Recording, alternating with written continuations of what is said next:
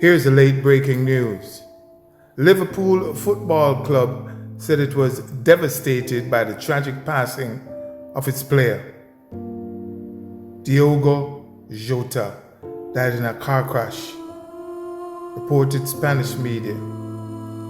Here he is.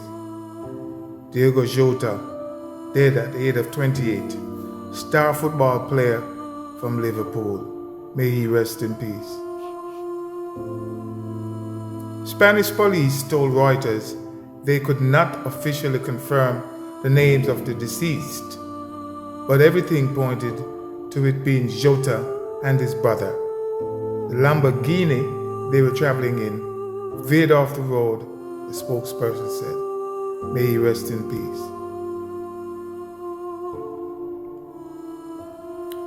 Diogo Jota from Liverpool, dead at the age of 28.